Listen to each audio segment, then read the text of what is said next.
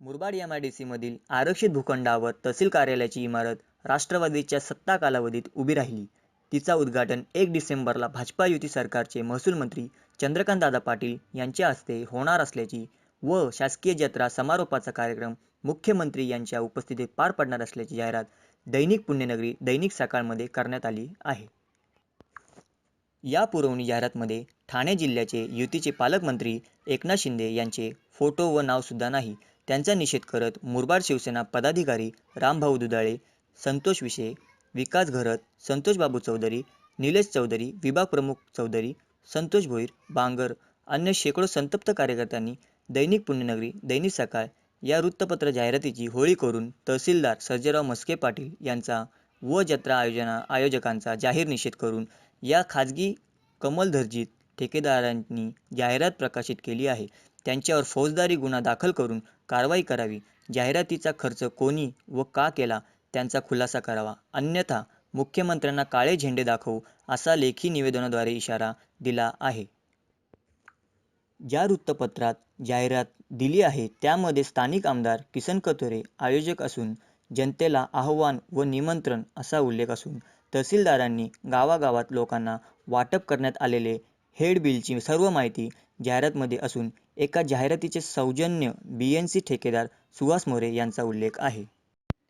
तर दुसऱ्या जाहिरातीचे सौजन्य ठेकेदार बाळा घरत व बांधकाम व्यावसायिक अरुण पाटील यांचे आहे. असे संतप्त शिवसैनिकांनी तहसीलदारांच्या निदर्शनास आणून दिले असता आपण जाहिरात प्रसिद्ध करण्याची परवानगी पत्र दिलेले नाही, त्यांच्यावर कारवाई करतो असे तहसीलदार सर्जेराव म्हस्के पाटील यांनी शिवसेना शिष्टमंडळाला सांगितले. शासकीय जत्रा भाजपाची की शासनाची याचा खुलासा करण्यास तहसीलदार अपयशी ठरले आहेत. तहसीलदार कार्यालयाच्या सुशोभीकरणासाठी, जत्रेसाठी, उद्घाटनासाठी रेती माती अवैध बांधकामधारक भूखंड हडप करणाऱ्यांनी मदत केली असून ज्या इमारतीचा उद्घाटन आहे त्या अनधिकृत बांधकामे असल्याची चर्चा आहे. मुख्यमंत्री महसूल मंत्री येणार म्हणून हजारो गरीब फुले फळे अन्य व्यावसायिकांची दुकाने नगरपंचायतीचे दबंगगिरी CO पंकज भुसे यांनी जमीनदोस्त केली. एका पत्रकारांनी बातमी छापली, त्याचा राग मनात धरून त्याचा फुलांचा विक्रेत्यांचं दुकान COने JCBने जमीनदोस्त करून 50,000च्या मुद्देमालाचा नाश केला. अशा संतप्त झालेल्या पत्रकार संघटना शिवसेना RPI सेल्युलरच्या प्रमुखांनी तहसीलदार यांना निवेदन देऊन मुख्यमंत्र्यांना ज्योती शेलार यांनी बांगड्यांचा आहेर, श्रमजीवीचे दिनेश जाधव, प्रकाश वाघ यांनी काळे झेंडे दाखवण्याचा इशारा दिला होता. त्यातच पुणा RPI सेल्युलरचे रवींद्र चंदने यांनी फेरेवाल्यांच्या बाजूने मोर्चा नेऊन आंदोलनाचा इशारा दिला असतानाच सत्ताधारी शिवसेना कार्यकर्त्यांनी मुख्यमंत्र्यांना काळे झेंडे दाखवण्याचा इशारा दिला आहे. तहसीलदारांनी शासकीय जत्रा कोणाची, भाजपाची की शासनाची, त्यावर किती खर्च झाला त्याचे उत्तर मात्र दिले नाही.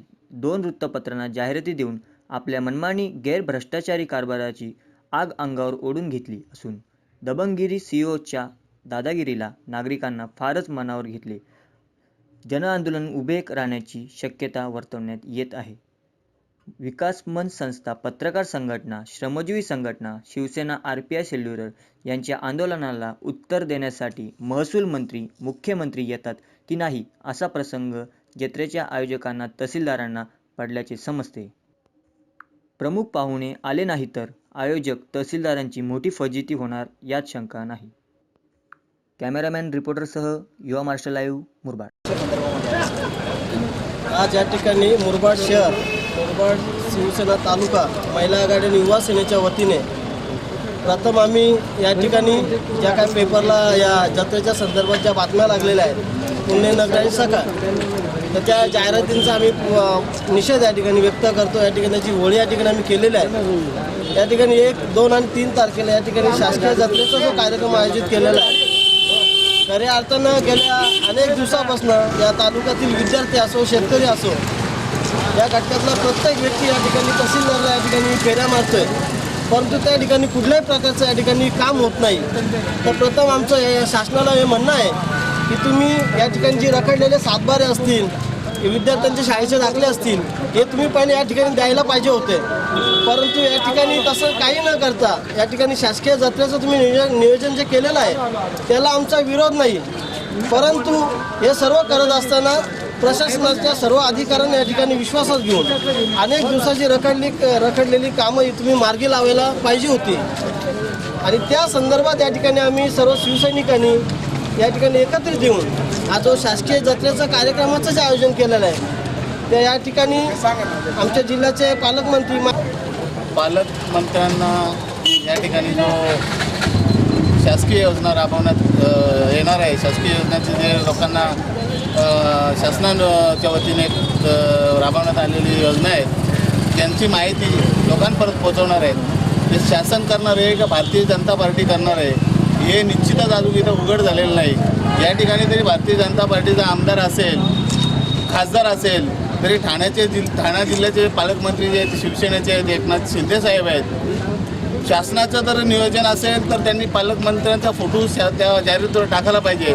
जाहिरातीवर पालकमंत्र्यांचा फोटो न टाकता शासनाची जत्रा आहे का भारतीय जनता पार्टीची जत्रा आहे, भारतीय जनता पार्टी प्रत्यक्षाने शासनाचा उपयोग करते आणि शासनाला राबवून घेते आणि लोकांपर्यंत दाखवते का आम्ही करतोय. तुम्ही करत असेल तर तुमची जाहिरात वैयक्तिक टाका. भारतीय जनता पार्टीच्या वतीने शासकीय जत्रांचं आयोजन केलेलं आहे म्हणून शासनाला उगाच का खर्चात टाकता. लोकांना ज्या शासनाकडनं ज्या दाखले मिळाले पाहिजे ते अजून परत मिळत नाही. बरेचशी कामं रखडलेली आहेत आणि तिथे सर्वांना लोकांना बोलून आम्ही करतोय असं दाखवतो. तुम्ही करत असेल तर तुम्ही त्याचा निश्चित लाभ घ्या, पण तुम्ही वैयक्तिक लाभ घ्या. शासनाला उगाच त्याच्यामध्ये ओढता कशासाठी. निषेध व्यक्त केला, सर्व शिवसैनिकांनी मिळून जो निषेध व्यक्त केला, या निषेधाचं कारण म्हणजे या ठिकाणी हे जी भारतीय जनता पक्षाकडून जी शासकीय योजना अंतर्गत जे चालू आहे जो कार्यक्रम आहे की मुख्यमंत्री महोदय 3 तारखेला मला वाटतं या ठिकाणी येणार आहेत. त्या ठिकाणी आमच्या पालकमंत्र्यांचा कुठेही उल्लेख नाही आहे, योग्य सन्मान केलेला नाही आहे त्यांनी या ठिकाणी.